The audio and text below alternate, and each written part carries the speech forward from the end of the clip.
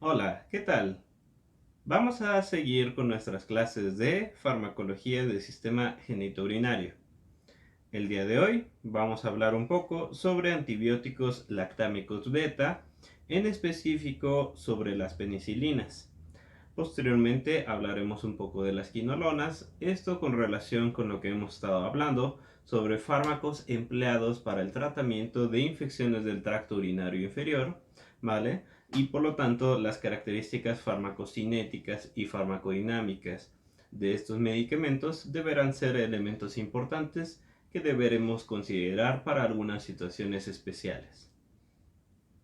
Ahora, los antibióticos lactámicos beta son antimicrobianos que comparten una estructura y un mecanismo de acción común: la inhibición de la síntesis de peptidoglucanos de la pared celular bacteriana.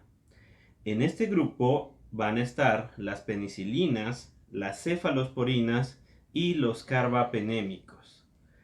En esta ocasión vamos a hablar un poquito más sobre las penicilinas para saber en qué momento tendrán utilidad para alguna clase de infección de nuestro tracto urinario. Bien, sabemos que estos medicamentos tienen una clasificación derivada de los componentes y radicales que se le añaden a los núcleos beta-lactámicos que poseen estos fármacos. Y claro, cada uno de estos medicamentos va teniendo espectros distintivos debido a esas composiciones químicas que las hacen ser distintivas. Ahora bien, en general tenemos una clasificación de estas penicilinas de acuerdo un poco sobre su actividad sobre algunos agentes patógenos. Por ejemplo, las penicilinas en general, por ejemplo la penicilina G, tienen la máxima actividad contra los microorganismos gram positivos, contra cocos gram negativos y anaerobios no productores de beta-lactamasas. Eso es algo muy importante. Poseen poca actividad contra los bacilos gram negativos y son susceptibles de hidrólisis por las lactamasas beta.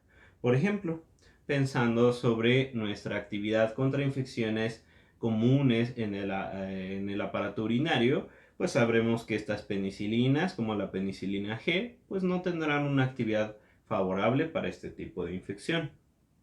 Ahora, sobre las penicilinas antiestafilocócicas, ¿vale? Por ejemplo, está la nafcilina y la meticilina, aunque esta última no se emplea como tal en alguna terapéutica hacia nuestros pacientes, porque solamente se emplea en laboratorio para medir precisamente la resistencia de algunas bacterias ante ciertos antibióticos. Son importantes este tipo de antibióticos porque estas penicilinas son resistentes a las lactamasas beta de los estafilococos. Van a ejercer una actividad contra estafilococos y estreptococos, pero no contra enterococos, tampoco contra bacterias anaerobias, cocos y bacilos gram negativos, ¿vale? Por lo cual, pues estos medicamentos también no serán adecuados, por ejemplo, en algunas infecciones del tracto urinario. Sobre las penicilinas consideradas de amplio espectro en otra familia de estos fármacos, vemos que la ampicilina y otras penicilinas antiseudomonas conservan un espectro antibacteriano de nuestra penicilina en general, y eso sí tienen menor actividad contra patógenos gram negativos, y al igual que la penicilina son susceptibles a la hidrólisis de beta-lactamasas. Sí aumentan un tanto su espectro y deberán de ser utilizados ante ciertas situaciones especiales, pero bueno, también veremos ante qué consideraciones las vamos a ir empleando. Ahora, sobre el mecanismo de acción, vamos a ver lo siguiente. Las penicilinas inhiben como tal la proliferación bacteriana por interferencia con la reacción de transpeptidación en la síntesis de la pared celular. Esta pared celular es una capa externa rígida, exclusiva de las bacterias, que rodea por completo a la membrana citoplásmica, mantiene la forma e integridad de la célula e impide su lisis por una presión osmótica elevada. Es decir, es fundamental para la sobrevida de estos microorganismos. Esa transpeptidación es un proceso complejo que involucra algunas situaciones de regulación enzimática de estas bacterias que deben de ser llevadas a cabo de una manera muy precisa. Lo que ocurre es que esa pared celular va a estar constituida por un complejo polímero de polisacáridos en primer lugar, ¿vale? Que como su nombre lo dice, tiene diferentes tipos de azúcares en su composición, más aparte tiene polipéptidos con enlaces que van a estar cruzados entre ellos. Esto nos va a permitir juntar entonces a estos glúcidos con polipéptidos para formar peptidoglucanos, ¿vale? El peptidoglucano que se forma para esta pared bacteriana se conoce en general como mureína o mucopéptido. Ahora bien, fíjense, aquí podemos observar que el polisacárido contiene azúcares que están aminados y estos tipos de azúcares son alternantes, es decir, que de repente pueden ocupar N-acetilglucosamina o pueden ocupar ácido N-acetilmurámico. Aquí, por ejemplo, en esta imagen alcanzamos a ver que este tipo de polisacárido utilizó a N-acetilmureína y entonces este está unido a estas bolitas que son aminoácidos, ¿vale? Son azúcares aminados que después se tienen que unir a un conjunto de algunos aminoácidos, ¿vale? Es decir, algunos péptidos que van de 5 aminoácidos. Aquí estamos viendo esos 5 aminoácidos unidos, ¿vale? Y están enlazados con este azúcar que contiene el ácido N-acetilmurámico, ¿vale? Es todo esto.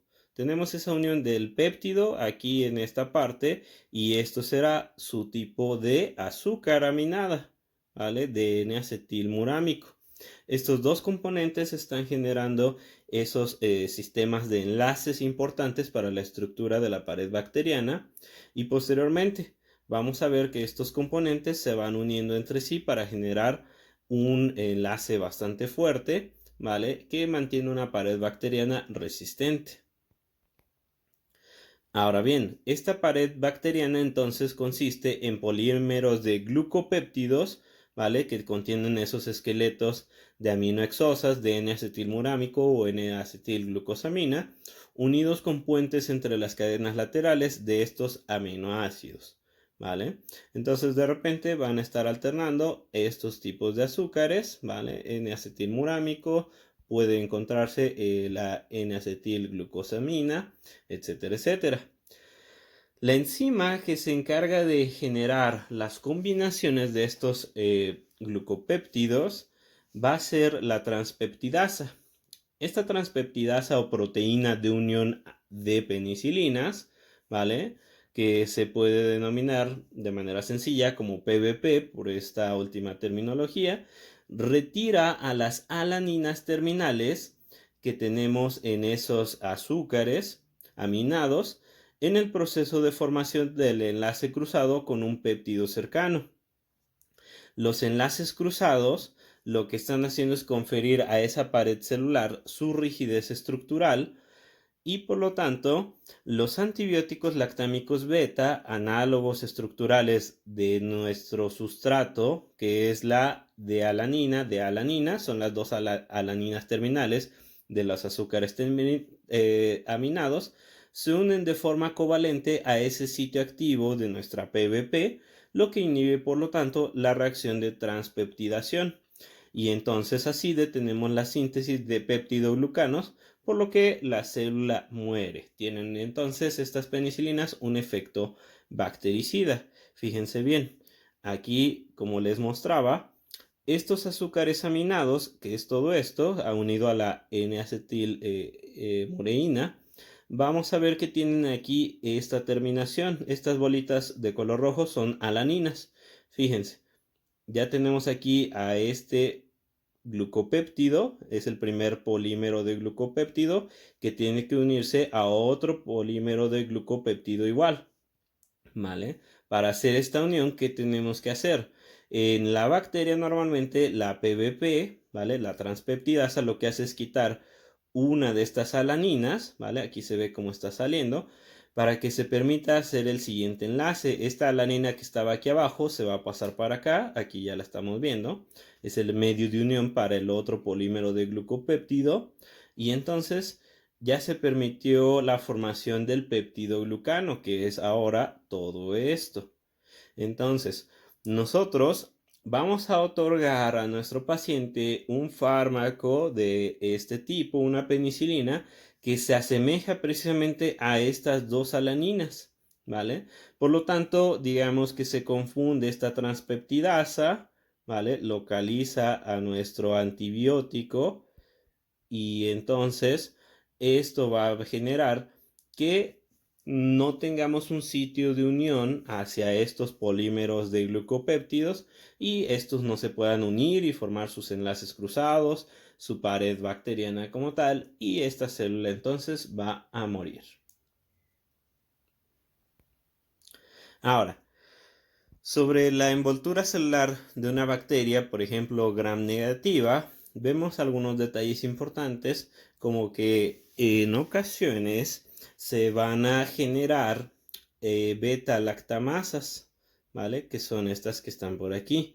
Las beta-lactamasas, cuando están presentes, residen en el espacio periplásmico o sobre la superficie externa de la membrana citoplásmica, donde pueden destruir a los antibióticos lactámicos beta que penetran sobre la membrana externa, por lo cual esto genera bastantes problemas para poder elegir adecuadamente un antibiótico y por lo tanto pues bueno, se reduce bastante el espectro en algunos casos para algunos fármacos.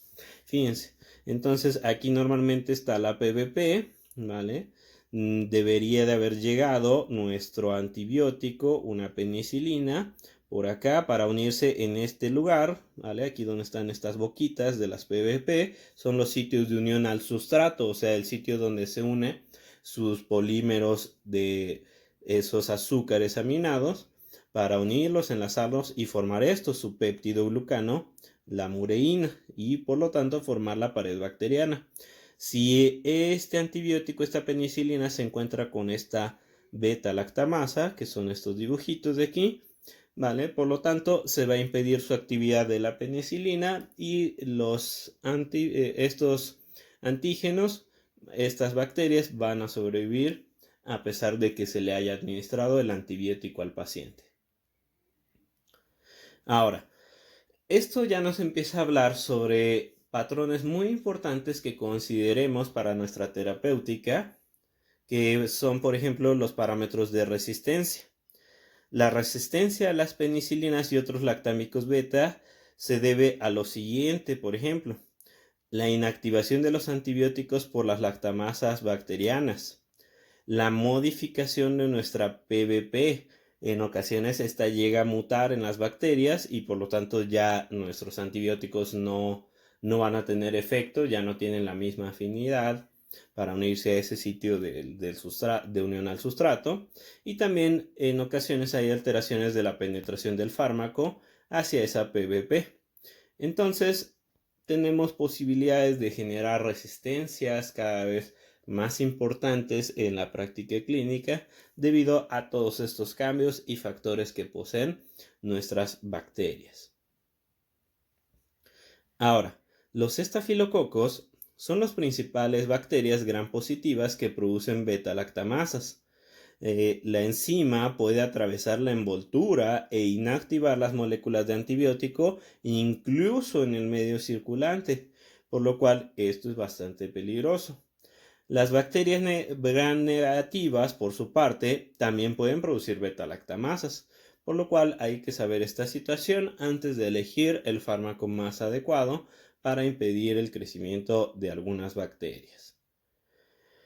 Ahora, la absorción del fármaco administrado por vía oral difiere en las diversas penicilinas, lo cual depende de su estabilidad al ácido y la unión a proteínas. Estas características farmacocinéticas que vamos a estar revisando van a ser importantes para elegir adecuadamente nuestros antibióticos. La nafcilina, por ejemplo, que les había mencionado que es una penicilina antiestafilocócica, no es adecuada para su administración oral. Por su parte, la dicloxacilina, que es también una penicilina antiestafilocócica, por otra parte la ampicilina, de las de amplio espectro y junto con la amoxicilina, son estables en ácido y son bien absorbidas, por lo cual no tienen problemas para su administración oral. Eso sí, la absorción de casi todas las penicilinas orales, excepto la de la amoxicilina, se altera por la presencia de alimentos y el fármaco deberá entonces de administrarse al menos 1 a 2 horas antes o después de una comida. Esto es algo muy importante que debemos de recomendarle a nuestros pacientes porque suele suceder que nuestras pacientes embarazadas, por ejemplo, que requieren de ampicilina como parte del tratamiento para algunas infecciones de vías urinarias que les dan de manera recurrente, pues bueno, esta ampicilina que le estemos otorgando, pues deberá de ser ingerida con el estómago vacío para que tenga su adecuada actividad. La amoxicilina no tiene ese problema, por suerte. Puede ser administrada con los alimentos si nuestro paciente tiene alguna alteración gastrointestinal, ¿vale? No hay mayor problema que utilice esta amoxicilina durante la ingesta alimenticia. Ahora, es preferible la administración intravenosa de la penicilina G, eso es algo bastante conocido. Y además se prefiere esa vía exclusivamente intravenosa porque si utilizamos vías intramusculares generaremos una irritación y dolor local, ¿vale? Bastante importantes en nuestro paciente y esto es algo bastante inadecuado. Las penicilinas con elevada unión a proteínas, por ejemplo nafcilina, alcanzan concentraciones de su forma libre más bajas en suero que las penicilinas con menor unión a proteínas, por ejemplo nuestra misma penicilina G que acabo de mencionar, o la ampicilina. Entonces, en ese caso, la nafcilina es adecuada para esos estafilococos que hemos mencionado, pero bueno, sabemos que pues hay una gran unión a proteínas, habrá poco fármaco libre, menor actividad biológica y pues bueno, por lo tanto deberemos de ser muy específicos para saber en qué momento es adecuado administrar este tipo de fármaco.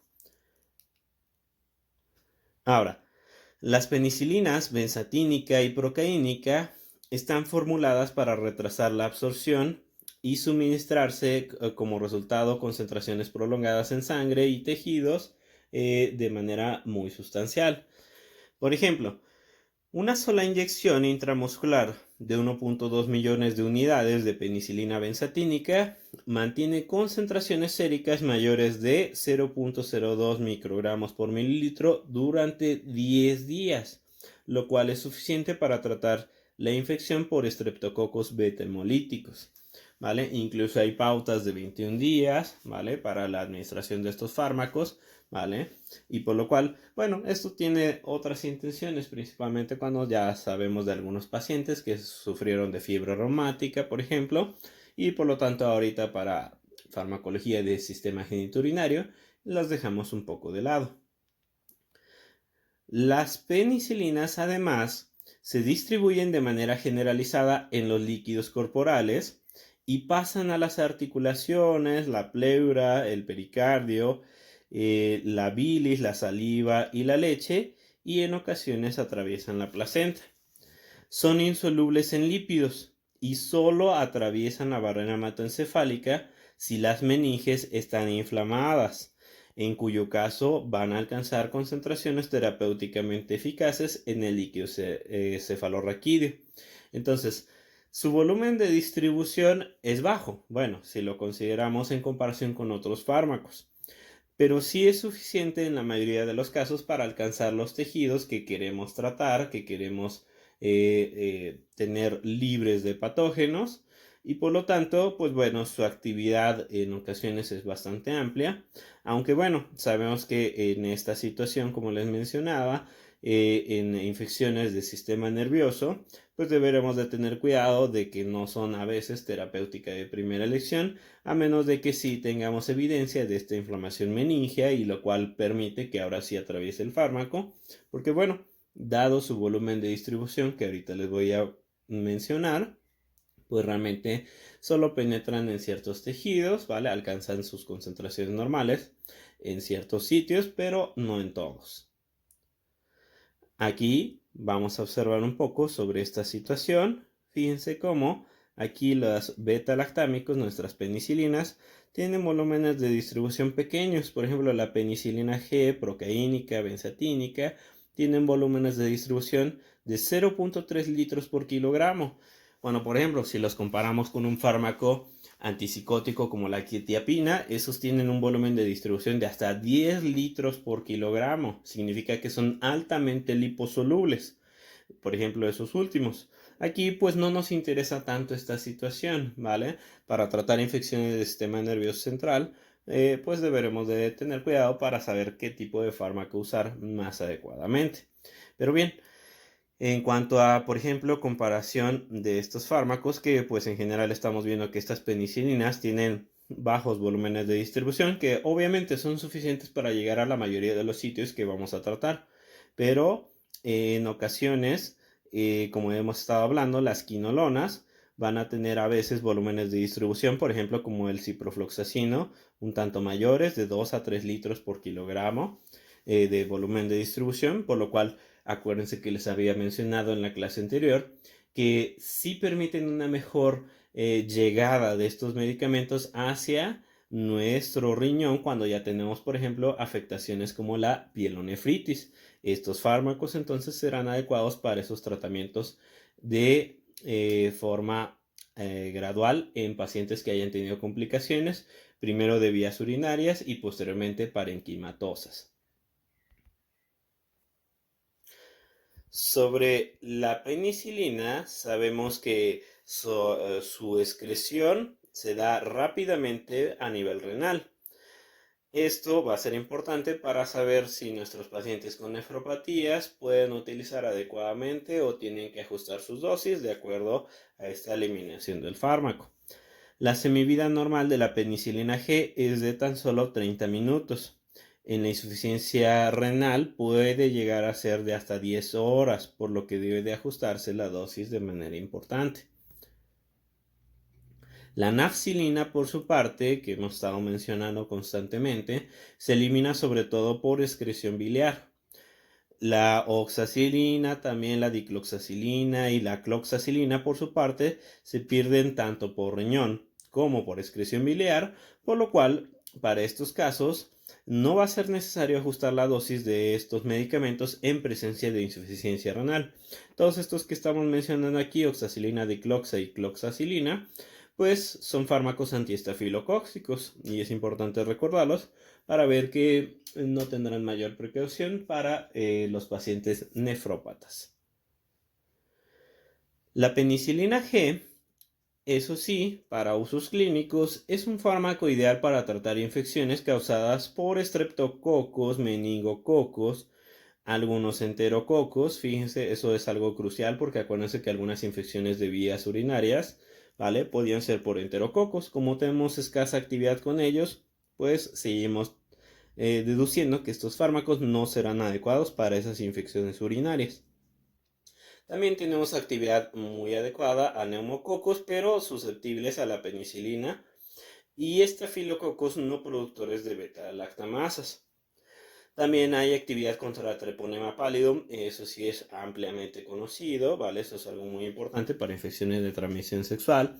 Es un tratamiento de elección precisamente para la sífilis. Y también contra otras espiroquetas tenemos actividad.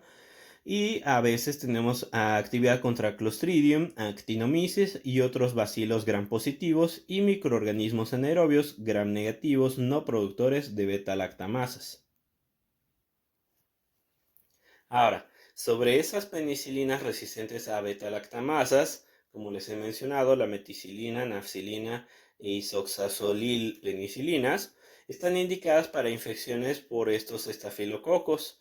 La oxacilina, la cloxacilina o la dicloxacilina, que es muy famosa, son adecuadas para el tratamiento de infecciones estafilocóxicas.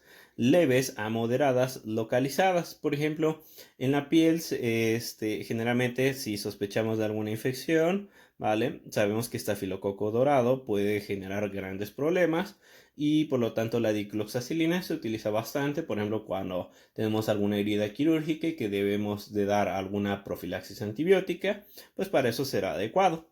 Para infecciones del tracto urinario, pues obviamente los estamos dejando un tanto de lado. Para las infecciones estafilocócicas sistémicas graves se utilizará la oxacilina o la nafcilina, como hemos estado mencionando. Ahora, de las aminopenicilinas, carboxipenicilinas y ureidopenicilinas, sabemos que estos fármacos tienen mayor actividad que la penicilina contra bacterias gram negativas, ¿vale? Aunque a veces no es tan importante esa actividad.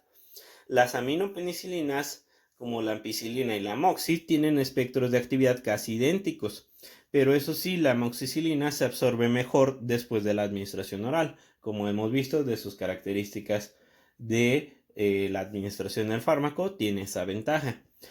La amoxicilina se administra por vía oral para tratar infecciones en ocasiones urinarias, sinusitis, otitis e infecciones de vías respiratorias inferiores. ¿Vale? La ampicilina y la amoxicilina son los lactámicos beta orales más activos contra los neumococos. Eso es algo bastante relevante, pero con interés para nuestro sistema respiratorio.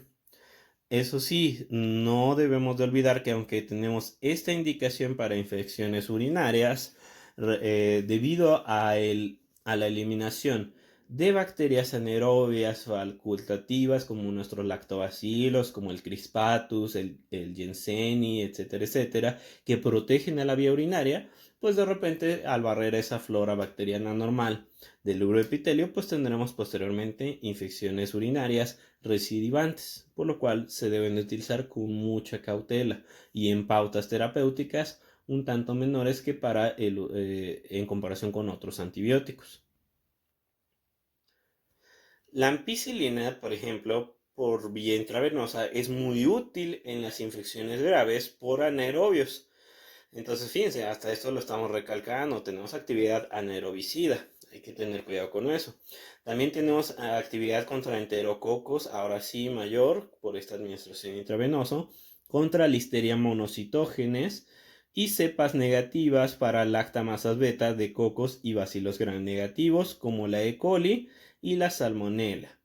Entonces, con esta administración por vía intravenosa, pues estamos mejorando un poco la actividad de este fármaco, pero bueno, por lo general las cepas no productoras de beta-lactamasas de Haemophilus son susceptibles, pero ahora existen cepas muy resistentes debido a que ya nuestra PVP está incluso muy alterada.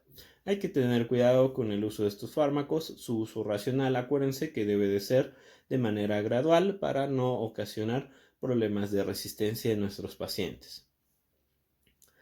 Sobre las ureidopenicilinas hablamos en general, la más famosa, la piperacilina, también son activas contra determinados bacilos gram negativos como la Klebsiella pneumoniae, ¿vale? Por lo cual deberemos de considerar si esto llegara a ocasionar algunas infecciones importantes, ¿vale? En nuestro paciente, infecciones sistémicas, pues bueno, vamos a utilizar en ocasiones este tipo de fármacos. Sobre reacciones adversas. Sabemos que los principales efectos adversos son las reacciones de hipersensibilidad causadas por productos de degradación de nuestra penicilina que se combinan con las proteínas del huésped y se hacen, por lo tanto, antigénicos.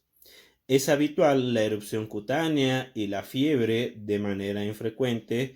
Puede surgir un tipo de retardo de enfermedad del suero que incluye urticaria, fiebre, edema articular, edema angioneurítico, prurito intenso y alteraciones respiratorias que se presentan de 7 a 12 días después de la exposición. Eso sí, es mucho más grave el choque anafiláctico agudo, pero este puede resultar un tanto infrecuente, es obviamente una situación mortal y que siempre deberemos de investigar en nuestros pacientes si se posee esa susceptibilidad o hipersensibilidad a estos fármacos, porque son situaciones bastante graves. Incluso se ha demostrado que en algunas ocasiones, un tanto infrecuentes, algunos pacientitos que no se conocían, digamos, hipersensibles a estos fármacos, en ocasiones pueden generar cierta sensibilidad gradual ante su uso frecuente. Ahora, de las penicilinas de amplio espectro que se administran por vía oral, estas van a alterar la flora bacteriana intestinal de manera muy importante. Y acuérdense, ya estamos hablando de floras que son protectoras. Y esto puede asociarse a trastornos gastrointestinales que incluyen náusea, vómito y diarrea de manera, digamos, no tan grave al inicio, pero se ha visto que incluso la ampicilina se ha vinculado con colitis pseudomembranosa. Y pues posteriormente, como estamos barriendo con floras bacterianas, no solamente la gastrointestinal, sino también la urinaria, la vaginal, etcétera, etcétera, sabemos que esto puede ocasionar infecciones secundarias oportunistas, como por ejemplo la candidosis vaginal. Y no se diga, pues por ejemplo, las infecciones recidivantes de vías urinarias. Bien, esos son parte de los elementos primordiales que deseaba revisar con ustedes sobre penicilinas. Ahora hablemos un poco sobre las quinolonas, que acuérdense que tenían cierta relevancia sobre algunas infecciones del sistema genitourinario. Bueno, las quinolonas, sobre su mecanismo de acción, sabemos que bloquean la síntesis de ADN bacteriano por inhibición de la topoisomerasa 2 bacteriana, que es conocida como la DNA girasa, y también por la inhibición de la topoisomerasa 4. La primera es la más importante sobre la cual tenemos actividad, pero vamos a ver por qué son esenciales estas dos tipos de enzimas. La inhibición de la DNA girasa previene que se relaje el ADN que estaba súper enrollado y que ahora las bacterias, cuando quieren generar su proceso de transcripción, de replicación o síntesis proteica o lo que ustedes quieran, ¿vale? Pues lo primero es que tienen que desenrollar ese ADN. Está así súper enrollado, tiene todos estos giros, ¿vale? Precisamente por eso se le da un tanto el nombre. Cuando nosotros queremos leer con esta bacteria su material genético para que ésta se duplique, genere un nuevo ADN, ¿vale? Para generar las células hijas, pues entonces, ¿qué tenemos que hacer? Pasar de esta forma súper enrollada a una forma libre de ADN, ¿vale? Que ya se puede replicar fácilmente. Aquí le van poniendo cada uno de sus nucleótidos, se va replicando, se va replicando. Y por lo tanto, pues si nosotros impedimos que este DNA super enrollado se desdoble, se relaje, por así decirlo, ¿vale? Nosotros estamos impidiendo parte de su transcripción genética de estas bacterias, lo cual pues va a ser algo prácticamente letal, es bactericida esta situación y por lo tanto son muy importantes estos fármacos. Por su parte, la segunda enzima que les mencionaba, la topoisomerasa 4, interfiere con la separación del DNA cromosómico que ya fue una vez replicado en las células hijas respectivas durante la división celular. Ustedes recordarán que, por ejemplo, en un cromosoma que nosotros formamos, ¿vale? Aquí está su brazo corto, su brazo largo de este cromosoma, ¿vale? Cuando estamos replicando estos cromosomas a este material genético, pues hacemos lo siguiente, ¿vale? Aquí se ve ahora sí este cromosoma duplicado, ¿vale? Y esto al principio está unido, ¿vale? Parece una forma de X. Cuando nosotros ahora queremos separar estos cromosomas para que se vaya hacia la célula hija, este material genético, este cromosoma, que acuérdense que se expresa únicamente cuando vamos a duplicar el material genético de estas bacterias. Pues bueno, lo que estamos haciendo con la topoisomerasa 4, ¿vale? Era normalmente que ella tenía que separar, ¿vale? A estos dos cromosomas, ¿vale? Que son idénticos, aquí ya se duplicó el material. Esto se debió de haber generado una separación gracias a esta topoisomerasa 4.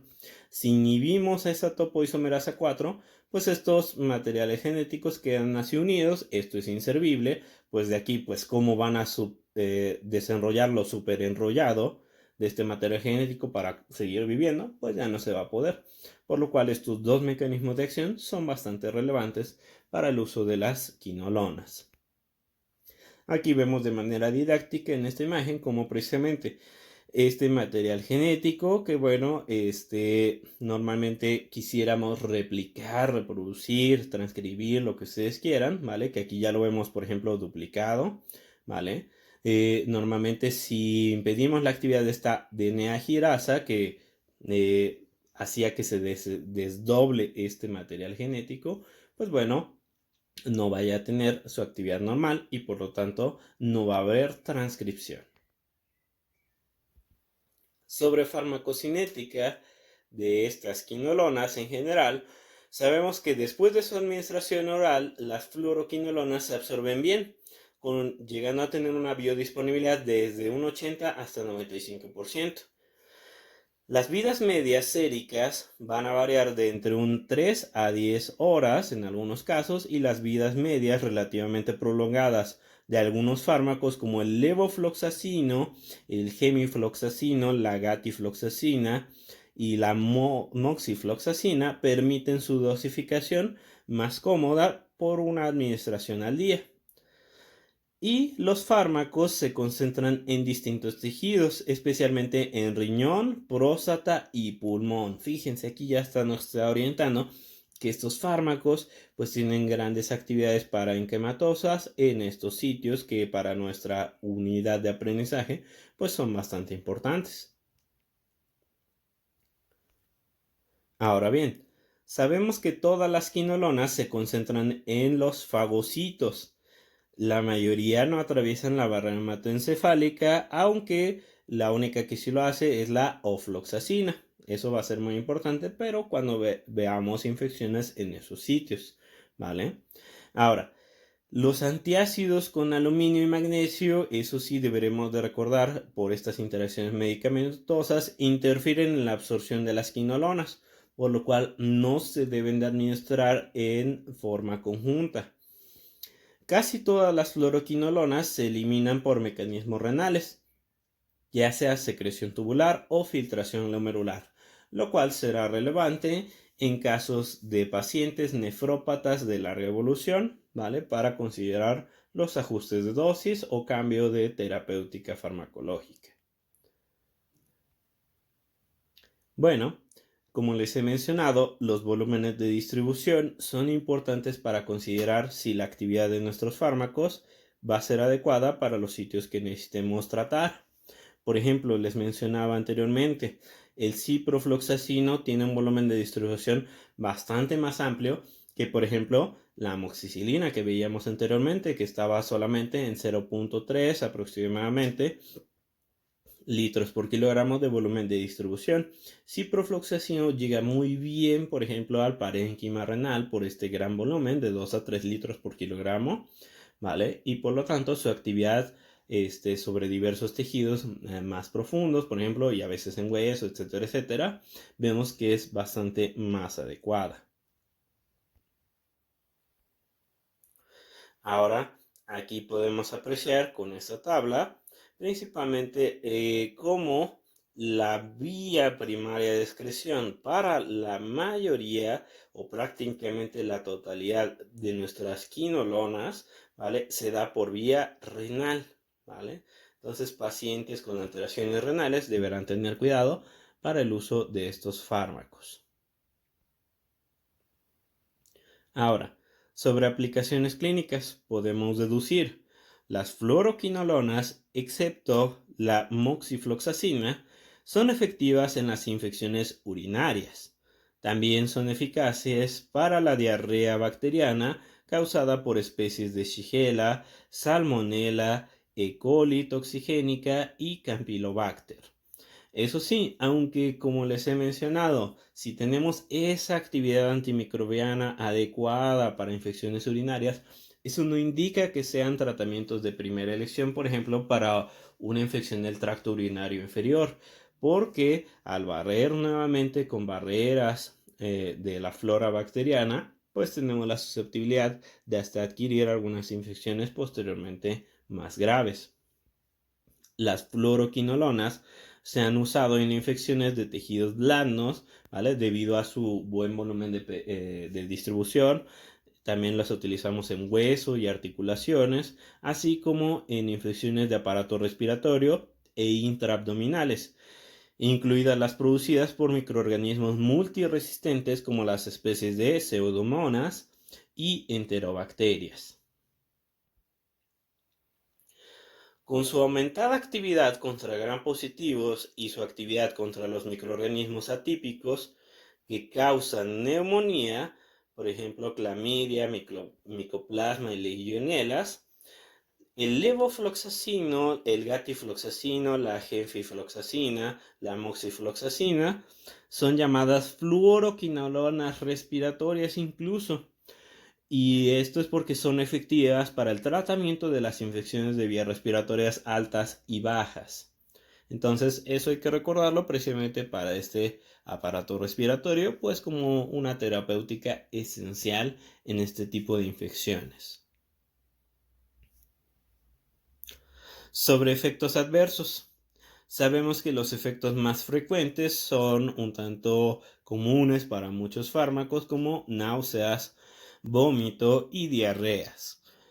En ocasiones se puede presentar cefalea, mareo, insomnio, exantemas o anomalías de las pruebas de función hepática. En casos muy raros puede ocurrir prolongación del intervalo QT.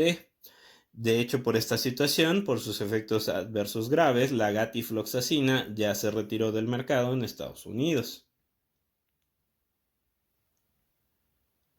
Y, por último, las fluoroquinolonas pueden dañar el cartílago en crecimiento, causando artropatías. Por lo cual, fíjense bien, estos fármacos no se recomiendan en pacientes menores de 18 años de edad, ¿vale? Esto quiere decir que, por ejemplo, estos fármacos se conoce ampliamente que alteran el cartílago de crecimiento, ¿vale? De nuestros huesos largos, ¿vale? Se van a esa zona, por ejemplo, de la metáfisis de nuestros huesos largos, donde tenemos gran cantidad de cartílago de crecimiento, y se impide que ese cartílago de crecimiento pueda generar sus procesos de osificación endocondral de manera normal, ¿vale? Por lo cual este paciente puede tener alteraciones del crecimiento. Todos estos pacientes menores de 18 años, pues si queremos precisamente que tengan un adecuado crecimiento, ¿vale? Pues no deberán tener terapéuticas con estos fármacos. Es bastante grave esta situación. Algunas bibliografías mencionan que a partir de los 14 años de edad, pero esto puede variar de acuerdo a la fuente consultada. De preferencia, pues hay que considerar pues la edad máxima de crecimiento y por lo tanto pues hay que tener cautela para usar estos fármacos, mejor hasta edades mayores.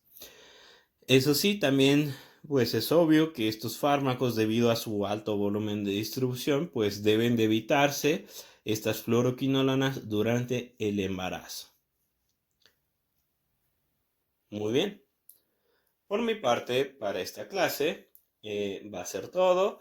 Esta es una primera parte sobre la revisión de algunos antibióticos importantes para infecciones urinarias o su uso general en sistema genitourinario. Les agradezco mucho su atención. Que tengan un excelente día.